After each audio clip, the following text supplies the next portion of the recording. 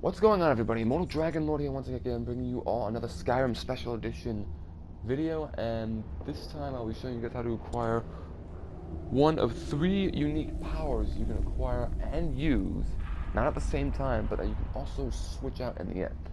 In order to acquire these said powers, which are the Nightingale agent powers, you want to be on the quest Darkness Returns, in which you have to come here, to the Twilight Sepulchre, in the Falkreath Hold. Once you arrive here, you want to speak to the Nightingale Sentinel that lies within. Now, what I'm going to say now will be a bit of spoilers, so if you don't want to hear any of these spoilers for the Thieves Guild storyline, I'll give you guys a few seconds now so you can leave. So you can go to a different video.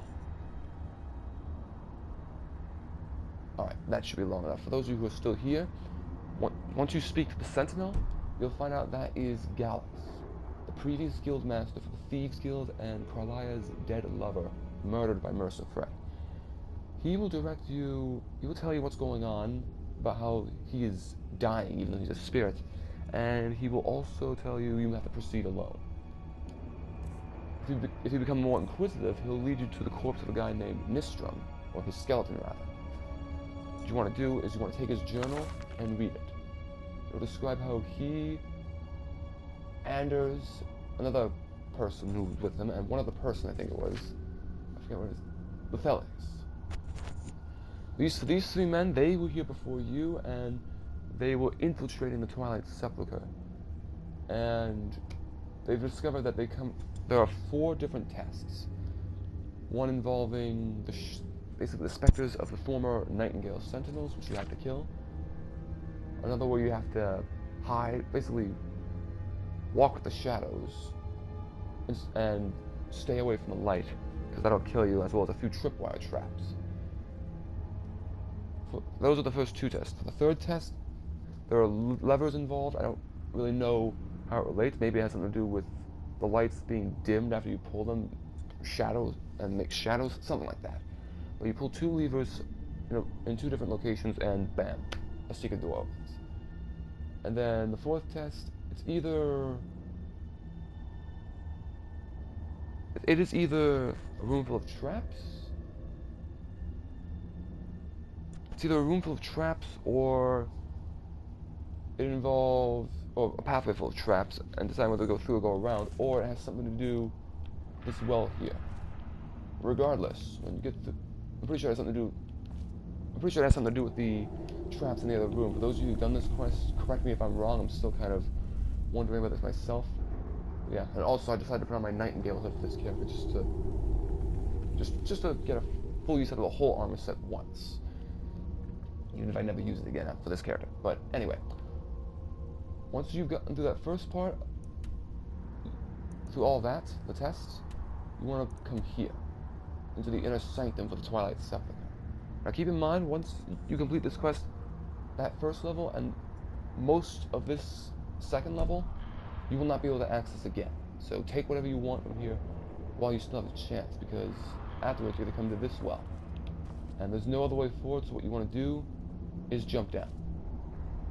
Yeah! But as you can see, there's nothing. You can find Anders' skeleton. There's a message here, which, again, I'm not going to read, but basically it sums up that he is pissed about how he believes he came all this way for nothing, and how he murdered Lethelius.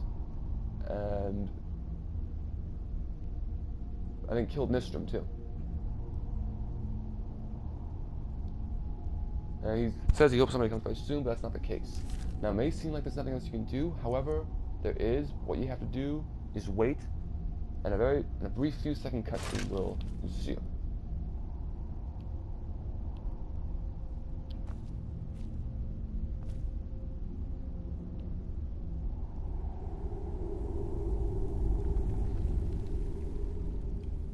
Anytime now. There we go.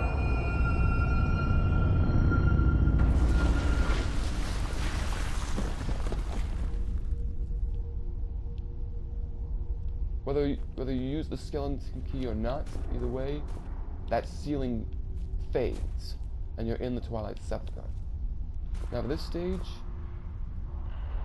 In order to gain these powers, you do have to, like I said, return the skeleton key and place it in the Ebonmere lock. Once that's done, this will happen.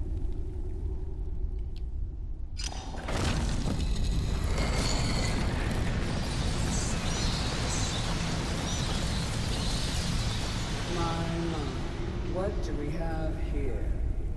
It's been a number of years since I've set foot on your world. Or perhaps it's been moments. One tends to lose track. So, once again, the key has been stolen, and a champion returns it to the sepulchre. Now that the Ebonmere has been restored, you stand before me awaiting your accolades. A pat on your head, a kiss on your cheek. What you fail to realize is your actions were expected and represent nothing more than the fulfillment of your agreement. Don't mistake my tone for displeasure. After all, you've obediently performed your duties to the letter. But we both know this has little to do with honor and oaths and loyalty. It's about the reward, the prize. Fear not. You'll have your trinkets, your desire for power, your hunger for wealth. I bid you to drink deeply from the Ebonmere mortal, for this is where the agent of Nocturnal is born. The oath has been struck, the die has been cast, and your fate awaits you in the Everglow. Farewell, Nightingale. See to it that he stays this time, won't you? And after you have a little chat with Nocturnal, who was more of a chatty captain than I even realized, Carlisle will approach. And you'll speak to her in order to learn about these and acquire these powers. I'm glad you were able to bring the key back safely. Nocturnal seemed quite pleased with your efforts. Yeah, I admit, when I first heard Nocturnal's voice, she sounded pissed. It's like she said, don't mistake her tone. I wouldn't take that to heart. It's her way. Think of her as a scolding mother continually pushing you harder to be successful, outwardly sounding angry, but silently content. I assure you, had she been displeased with you, we wouldn't be having this conversation. The circles at the base of the Ebonmere imbue you with powers befitting a Nightingale agent. I'm not. The crescent moon represents the agent of shadow, the half moon for the agent of subterfuge, and the full moon for the agent of strife. No. Those are the powers you get. The agent of shadow, subterfuge, and strife. I'll explain more in a bit. This is Nocturnal's way of maintaining balance. If you ever feel the need to change your abilities, you can return to the sepulchre and step onto a different circle. Be warned that once you've chosen, you can't reselect for at least a day. Now, your life as a Nightingale begins. Should the need arise, you'll be summoned to the sepulchre in order to defend it. The Guild has welcomed me back with open arms. I feel like a void in my life has finally been filled. I only hope that this isn't an ending to things, but actually the beginning. Why, perhaps the greatest crime spree Skyrim's ever known. There are pockets brimming with coin and coffers overflowing with riches ripe for the picking. We may be Nightingales, but in our hearts we're still thieves, and we're damn good at what we do. We better get to it if we want to be anything like the Grey Fox. Alright, there's a little clarification on what each of these powers do. The agent of subterfuge utilizes shadow to cloud the judgment of those around him. By weaving the darkness to their will, this agent can manipulate others into fighting for the Nightingale for a limited time. This agent of strife can send forth a tendril of pure darkness into the heart of another, causing great injury to them.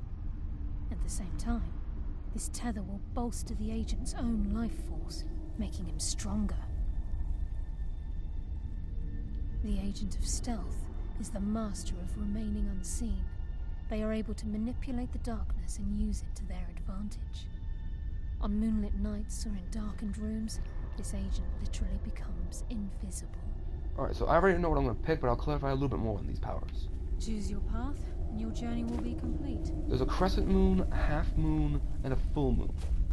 The crescent moon is the Agent of Shadows, which essentially allows you to have an invisibility spell, but, however, even if after you use it, you get out of sneak and then go back into sneak, the power continues to stay active and it does this for 2 minutes. Yes, fellow Nightingale. The half moon, the Agent of Subterfuge. Basically, as Carlisle said for this one, use it near anybody, you can make them go all frenzy and attack anyone nearby. That probably includes you, that actually does include you too, so be mindful of that one. And then the full moon, the Agent of Strife. I've got this for my other character, for Guilford, but for this one, you can absorb 100 points of health from whatever target you hit. So this is pretty useful for, like, vampires or whatever. However, because I'm not using any invisibility spells, I'm going for the Agent of Shadows, of Stealth. So, as Claudia said, after a whole 24 hours, you can swap out. For me, I already know what I'm picking, and I'm sticking with it.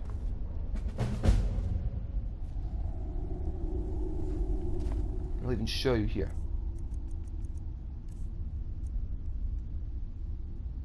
Yeah, Shadow Cloak Phenomenon. For 2 minutes, you become automatically invisible while sneaking.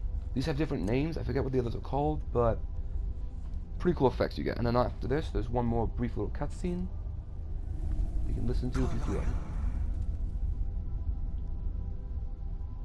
Gallus! Well, I guess not technically a cutscene, but still.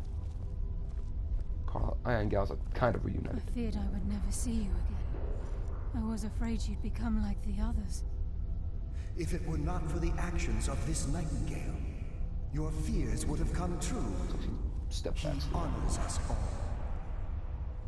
What will you do now, my love? Nocturnal calls me to the Everglow. My contract has been fulfilled. Will I ever see you again? When your debt to Nocturnal has been paid, we'll embrace once again. Farewell, Gallus. Eyes open. Walk with the shadows. Goodbye, Carlisle. And after everything Carlisle has been through, you can't help but pity her. Since the last time you see Gallus, you do see Carlisle one last time, though. You can also talk about what just happened there, but I won't go into that for the sake of time. And that concludes this video. Thank you all for watching. Please feel like, comment, subscribe if you found this helpful, if you enjoyed it in any way whatsoever. Sadly, there's only one more video I want to do for the Thieves Guild. Not the last video I'll be doing for all of Skyrim, but the last video for the Thieves Guild. That'll be coming up pretty shortly, so stay tuned for that. So once again, thank you all for watching. I bid you adieu, and take care.